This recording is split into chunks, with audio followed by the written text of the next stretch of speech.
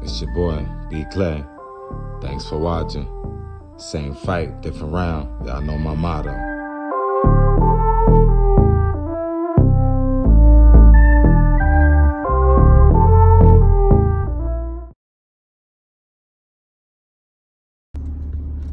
Alright, quick video, man. You know, it's a lot going on, especially after the whole Charlie Kirk situation. I'm seeing videos of people saying the black colleges have to be shut down because of death threats, and then I see a video of our Edomite brothers or Esau, or let's just say some white guys screaming, white man fight back, white man fight back. And I'm not sure who they want to fight, because it wasn't a black person that shot Charlie Kirk. It was actually a white guy. So I don't get why black people always got to be involved in stuff. Just don't get it, man. I just don't get it. I really don't get it. Then I'm seeing a video of a black kid getting hung at a college.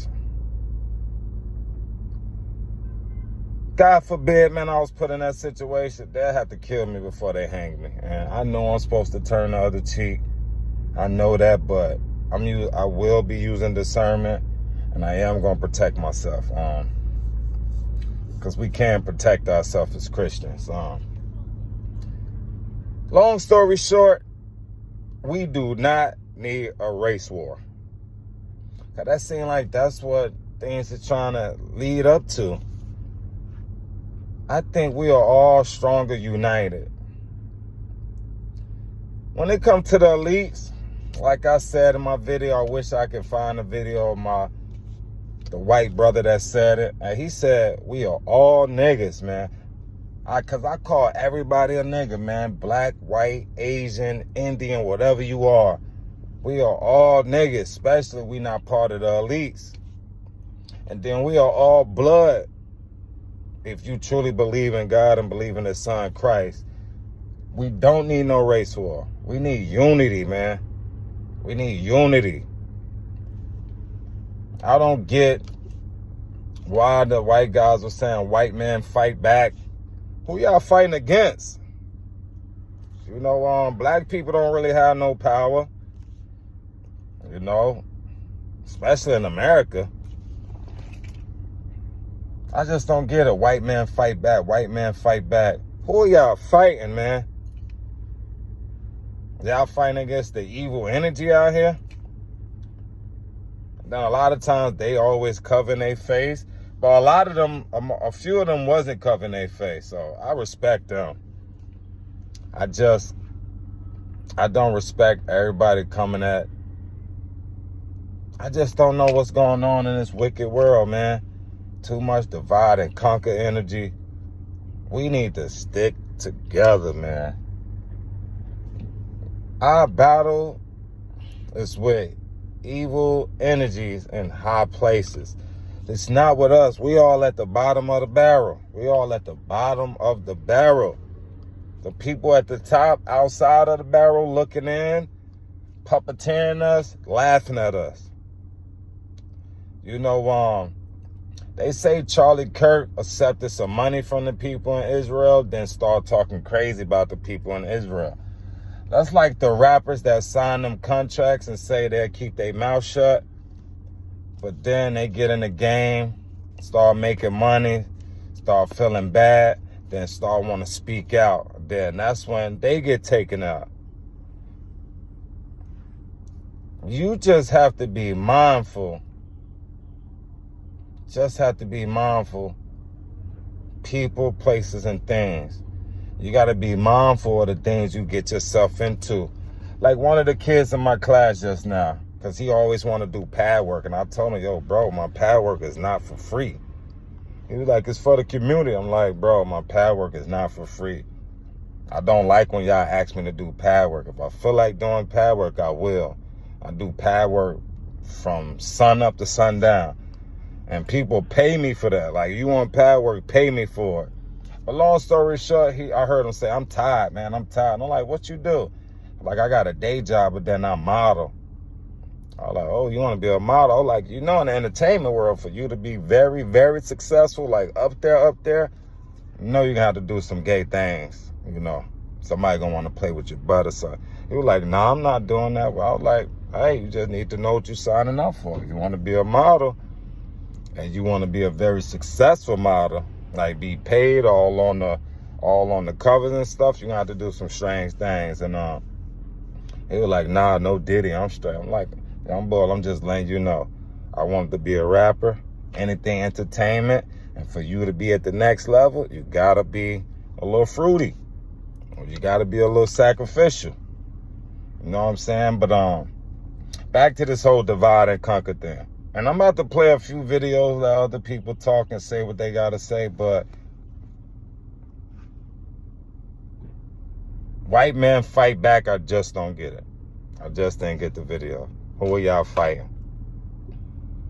But again, man, I'm not here to judge. I want everybody to seek Christ and fall under Christ. Seek the Most High God. And if you don't seek the Most High, and if you don't seek the Most High God, something wrong with you, man. If you don't see it, we live in the end times. And the only way to truly make it out of that lake of fire, where you don't have a name in the lake of fire, you have a name written in the good book, you need to see Christ diligently, or see Christ full-hearted. Just seek Christ, man. Just seek Christ. See Christ, you'll be more loving, you'll be more compassionate. And don't be a fake Christ follower, because there's a lot of fake Christ followers out here. They say they believe in Christ, but they don't love their neighbors. They don't treat people how they want to be treated, man. So that's all I want to say, man. But check out these videos, man. Let me know what y'all think in the comment section. Again, we do not need divide and conquer. We need unity. We all one under the Most High God. We all one under the Most High God. We all one. We all one.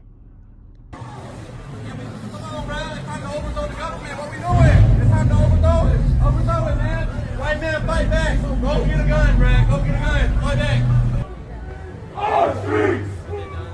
Our streets! Our streets! Our land! Fuck you all! Fuck you all! Our land! White man! Fight back! White man! Fight back! White man! Fight back! Fight back! Defend our homes!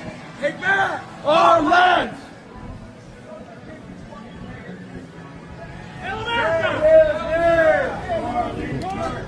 Say his name! Charlie Kirk!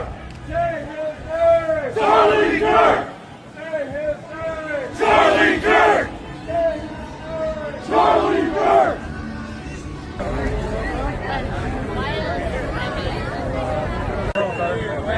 As the white population continues to be replaced with a population of non-white, non-Caucasian data, it becomes more and more dangerous for us here every day.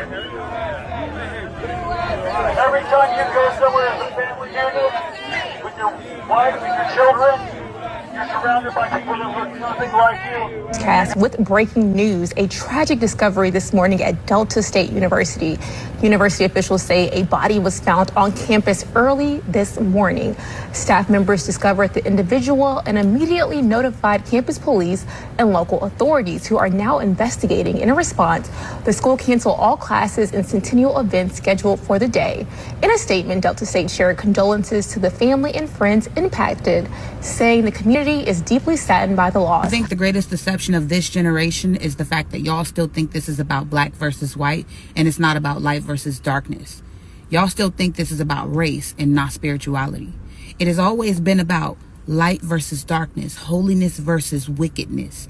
people who are walking in good versus those walking in evil. There is a great line. And God is really drawing a line saying, choose this day who you will serve. Are you going to be on the side where you serving God? Or are you going to be on the side where you serving the devil? There's this story about this fence. There's a guy who's at the middle of this fence. And on one side of the fence, there is the enemy. On the other side of the fence, there is God.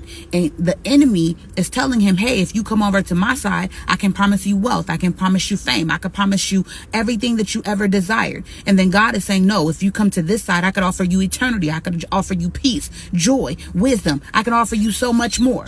But the guy is like, honestly, I like what both of y'all are offering. How about I don't choose either and I just sit right here on the middle of the gate? I could dabble in over here when I get ready, dabble over there when I get ready. And then eventually the time runs out and his light is snuffed out. He runs out of time and he opens his eyes and he realizes he's surrounded in the presence of the enemy by spiritual darkness. And he goes, no, wait. I didn't choose this. I said, I didn't choose either of you. I didn't choose you. Why am I on this side? And the devil goes, I created the fence. So I'm saying all this to say, choose this day who you're going to serve, because you cannot afford to be indecisive. This is not the season of indecision. This is the season where you choose this day who you are going to serve, because this is not about race anymore. That was a principality that happened in a different time. Now we're in a different season where the principality is about spirituality.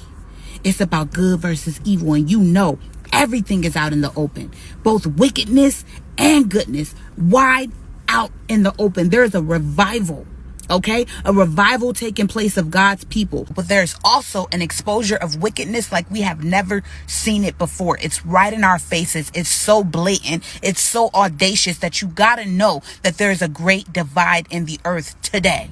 And if you are on the wrong side, you are going to be mad.